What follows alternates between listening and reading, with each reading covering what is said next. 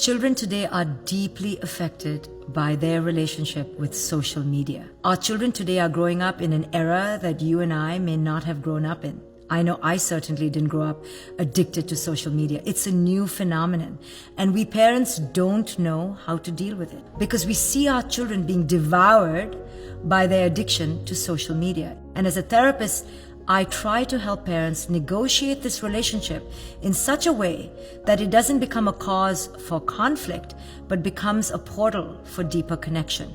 So the first thing I help parents understand is that children today are growing up on a diet of social media. So it is an inextricable part of their lives and of our lives. The first place to begin is to accept what is. To accept that this is here and it's in the now.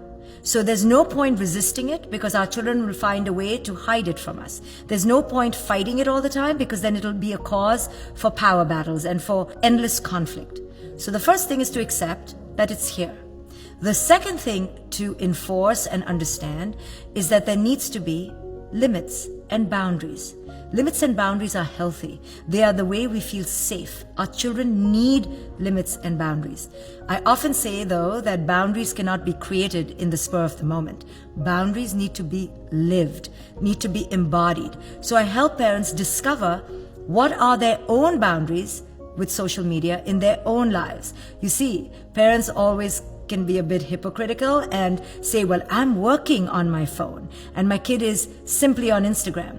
And when I do Instagram, it's for my work. And when they do Instagram, it's just for pleasure.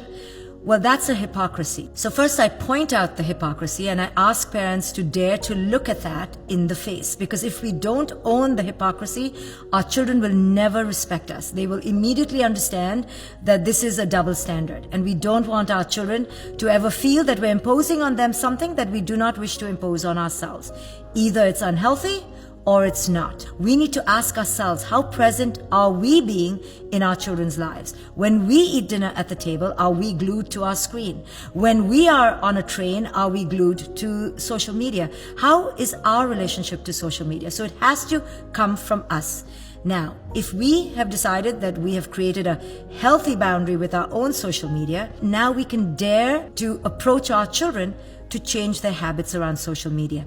And I always tell parents that in order for children to leave their social media, which is so seductive, so addictive, so enticing, so entertaining, then you are going to have to create that in your relationship with them.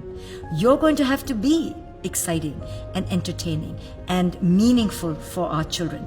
Otherwise, why would our children leave that to come to us? If they come to us and all we do is pressure them, harangue them, ridicule them, shame them, control them, no wonder they're going to hide in social media.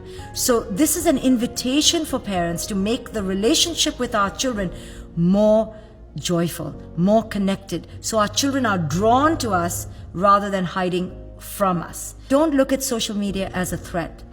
Teach your children that there is a positive aspect to it. It's not just the enemy. There's a vibrant way that we can use social media that is healthy, not in the way that is codependent. Many of us, including adults, use social media in a codependent way. We post something and we do it because we are enmeshed and addicted to how many likes we get. And then we're glued to our screen. So if we use social media for that purpose, to elevate a sense of self, then we're going to model that for our children. And our children will use social media for a sense of worth.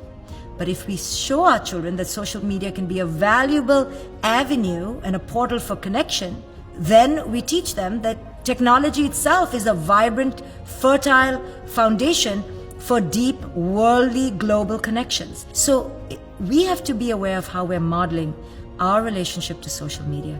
And through our modeling, our children will absorb how to use it in a positive way rather than in this codependent, addictive way.